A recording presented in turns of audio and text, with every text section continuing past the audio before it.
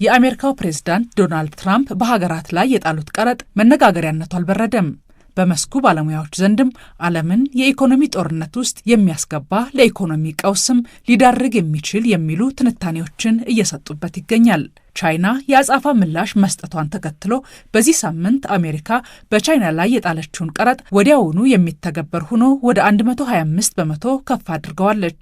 በሌላ በኩል ደግሞ በካናዳ፣ ሜክሲኮ፣ ጃፓን፣ ደቡብ ኮሪያና በአውሮፓ አባል ሀገራት ላይ የተጣለው አዲሱ ቀረጥ ደግሞ ለ90 ቀናት ተግባራዊ ሳይደረግ እንዲቆይ ፕሬዝዳንቱ ወስነዋል ተብሏል። አሜሪካ የጣለችው ቀረጥ ኢትዮጵያንና ሌሎች ከ100 በላይ ሀገራትንም ይመለከታልና ከ10 በመቶ እስከ 125 በመቶ የተጣለው ይኸው ቀረጥ በተለይ እንደ ኢትዮጵያ ላሉ ሀገራት ስጋቱና እድሉ ምን መሳይ ነው? የአሜሪካን ውሳኔ ተከትሎ ኢትዮጵያ የተጣለባትን የ10 በመቶ ቀረጥ እንደምትቀበለው እንዲያውም የተጣለባት ትንሹ የሚባለው 10 በመቶ በመሆኑ እንደ በጎ እድል እንደምትወስደውም መናገሯ አይዘነጋም። የተጣለው 10 በመቶ ቀረጥ ኢትዮጵያን በአሜሪካ ገበያ ላይ የተሻለ ተጠቃሚ ያደርጋታል ወይ? ከአገዋ ነፃ የገበያ እድል የታገደችው ኢትዮጵያ ከዚህ ምን ትጠቀማለች? በጉዳዩ ላይ ማብራሪያ የጠየቅናቸው የምጣኔ ሀብት ባለሙያውና ተንታኙ ዋሲሁን በላይ አዲሱ የአሜሪካ የታሪፍ ውሳኔ የአገዋን እድል አስቀርቶታል የሚል እምነት እንዳላቸው በማብራራት ይጀምራሉ። እኔ ማውቀው አገዋ እንደቀረበ አገዋ ተጠቃሚ የነበሩት ሀገራቶች ላይ ሳይቀር በሙሉ 10% ነው የጣሉ። ኬንያ ላይ ስንት ፐርሰንት ጣለ? 10። ኬንያ እኮ ከአገዋ እኮ ስርዓት አልተሰረዘችም እኮ። ኬንያ ድሮስ ከአገዋ ውጭ ያሉ የሆነ ምርት ምን ትልካለች ወደ አሜሪካ? ኢትዮጵያ ከአገዋ ስርዓት ተሰርዛለች። ኬንያ ግን አገዋ ውስጥ አለች።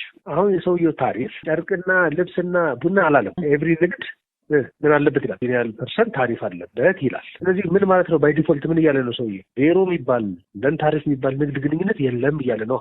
በአሜሪካ ገበያ ላይ ከፍተኛ ተዋናይ ከሆኑ ሀገራት ቻይና 125 በመቶ፣ ቪየትናም 46 በመቶ፣ ደቡብ አፍሪካ 30 በመቶና እንደ ኢትዮጵያና ኬንያ ያሉ ሀገራት ደግሞ 10 በመቶ ታሪፍ ተጥሎባቸዋል። ታዲያ ኢትዮጵያ ከሌሎች አንጻር በአሜሪካ ገበያ የተሻለ እድል እንዲኖራት የምትሆነው በሌሎች ላይ የተጣለው ከፍተኛ ታሪፍ በመሆኑ ነው ይላሉ የምጣኔ ሀብት ባለሙያው አቶ ዋሲሁን። ታሪፍ ለሚጥለው ሀገር እንጂ ታሪፍ ለተጣለበት ሀገር ፖዘቲቭ የሚባል ነገር የለው። ግን አሁን ቅድም እንደምንጠቅሱት ከጉዳት ስታነጻጽሪ ከተፎካካሪዎች አንጻር የተጣለብኝ ዝቅተኛ ነው የሚል መከራከሪያ ነው የሚሆነው። ከሱ ነው ብታተርፍ። ለምን ተፎካካሪ ሀገራቶች እየተጎዱ ይመጣል። 40 ከመቶ የተጣለበት ሀገርና እንደ ኢትዮጵያ ተመሳሳይ ምርት ወደ አሜሪካ ሚልክ አለ ብለናል። ተመሳሳይ ቁስ ለምሳሌ ቡና ሚልክ የኢትዮጵያ ተፎካካሪ በአሜሪካ ገበያ ላይ ያለችው 40 ከመቶ ቢጣልባትና ኢትዮጵያ የተጣለባት 10 ከመቶ ብቻ ከሆነ በመሀል ላይ የስንት ከመቶ ልዩነት አለ? የ30 ከመቶ። ይህ የ30 ከመቶ የምርቱ ዋጋ ላይ ልዩነት ይፈጥራል። ስለዚህ በታሪፉ ምክንያት ብቻ በ30 ከመቶ የነዛ ቁስ ውድ እንዲሆነ ያደርጋል። በቃ ከዚህ ነው አድቫንቴጅ የምትወስዱ። ሌላ ምንም የምትወስዱ አድቫንቴጅ ነው። $100 አሜሪካ ገበያ ውስጥ ይሸጣሉ ሁለት ሀገራቶች ብለሻችሁ። ልክ ኢትዮጵያ ላይ 10 ከመቶ ስትይባት እቃው ወደ $110 ያድጋል። እዛችኛው ሀገር ላይ ደግሞ 40 ከመቶ ስትይባት እቃው ወደ $140 ያድጋል። ስለዚህ ሸማቹ ተመሳሳይ ቁስ ከሆነ $140 ከሚገዛ $110 ቢገዛ አይቀለው። ስለዚህ እዛች ሀገር ላይ በተጣለው ታሪፍ ሸማቹ ወደዚህ ሙቭ ያደርግልኛል፣ ወደ እኔ ይመጣልኛል ብሎ ከማሰብ የሚገኝ እድል ነው። ደግሞ የተጣለው ታሪፍ 40 ቢሆንስ ኖሮ መፎካከር አይችልም። ምክንያቱም የማምረቻ ወጪ ላይ ከፍተኛ ይሆናል። በሌሎች የተሻለ ምርት የሚያመርቱ ጋር መፎካከር ስለማይችል ከገበያ ጭራሽ እንድትወጪ ሊያደርግ ይችላል። ስለዚህ 10 ከመቶ መጣሉ እንደ ተመስገን ይቆጠራል የሚባለው ከሱ አንጻር ነው።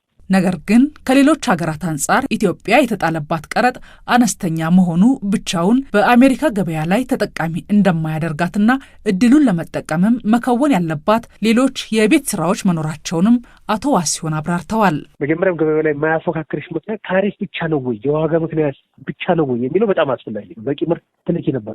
የማምረቻ ወጪ ምክንያቱ ከታሪፍ በላይ እዚህ ሀገር ውስጥ ያለው የማምረቻ ወጪ ከፍተኛ ከሆነ በጥራቱ ተፎካካሪ የማትሆኝ ከሆነ ማርኬቱን ላታሸንፊ ደግሞ ትችላለች። እድሉ ተከፍቷል። እድሉ ላይ ከተጫወች ነው። ለምሳሌ ሌሎቹ ታሪፍ ተጥሎባቸው ውድ ከሆነባቸው አንቺ የዋጋ ልዩነት ካለሽ በቂ ምርት ቶሎ በመላክ ያችን አድቫንቴጅ መውሰድ ማለት ነው። ታሪፍ ዘግቶሽ ከነበረ ነው የታሪፍ ጉዳይ ብቻ ነው። ታሪፍ ብቻ ነው ወይ የኢትዮጵያን የኤክስፖርት ሳይዝ የገደበው ከተባለ ግን ታሪፍ አይደለም። መሰረታዊ ምክንያት ታሪፍ ነው ብሎ መናገር አይቻልም። በአገዋ ዘመንም እኮ ምንልከው የኤክስፖርት መጠን እኮ የሚታወቅ ነው። $100 እና $200 ሚሊዮን የሚበልጥ አይደለም። ከታሪፍ ነጻ ማስገቢ ተብለሽ ነገር ግን በቂ ምርቶችን ተረካቢ ሀገራቶች ላይ ማታደርሽ ከሆነ ጉዳዩ ታሪፍ ብቻ አይደለም። ከታሪፍ ውጭ በጣም ብዙ ምክንያቶች አሉ። እነሱ የኤክስፖርት ሴክተሩን የሚያሳድጉት ላይ ከፍተኛ ስራ መስራት ተገቢ እንደሆነ ነው የሚሰማኝ። ቀረጡ ለላኪ ሀገራት የምርታቸው ዋጋ እንዲጨምር የሚያደርግ መሆኑን ያስታወሱት አቶ ዋሲሁን ይህም በአሜሪካ ያላቸውን ደንበኛ ስለሚያሸሽባቸው በሀገር ቤት የማምረቻ ዋጋቸውን ለመቀነስ አምራቾቻቸውን በብርቱ መደገፋቸው እንደማይቀር አስረድተዋል። ታዲያ ኢትዮጵያም በተመሳሳይ አምራቾቿን መደገፍ ካልቻለች የተጣለባት ቀረጥ አነስተኛ መሆኑ ብቻ በገበያ ላይ ተወዳዳሪ ሊያደርጋት እንደማይችልም ጠቁመዋል። አንድ ጫማ የሚልክ ሀገር ቢኖር ለምሳሌ ኢትዮጵያ አንድ ጫማ ትልካለች ወደ አሜሪካ ብለን አንድ ጫማ ምን ያህል ብር ያስወጣል ነው ጨዋታው።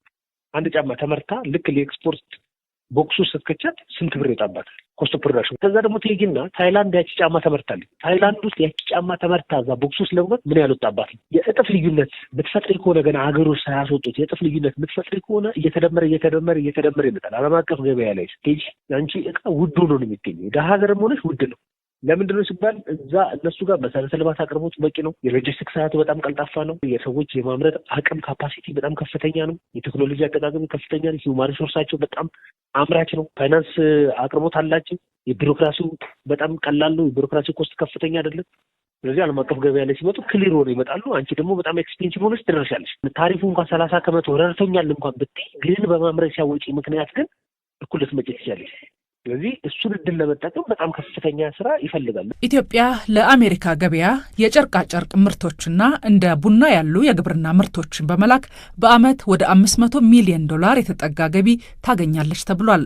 አሜሪካ ደግሞ እንደ አውሮፕላንና የአውሮፕላን መለዋወጫዎችን በመላክ እስከ $1.5 ቢሊዮን ከኢትዮጵያ እንደምታገኝ መረጃዎች ያሳያሉ።